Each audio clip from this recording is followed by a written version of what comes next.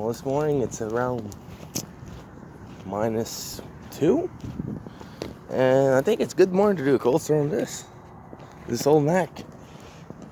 I did a video of it a while back, and today we're going. I think it was yesterday. Yesterday morning I took it out. It was parked since, so we'll see.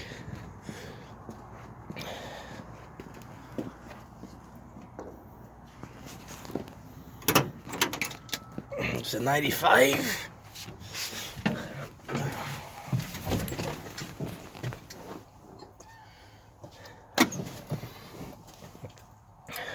Not a lot of miles on it.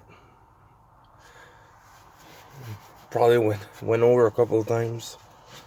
And let's go.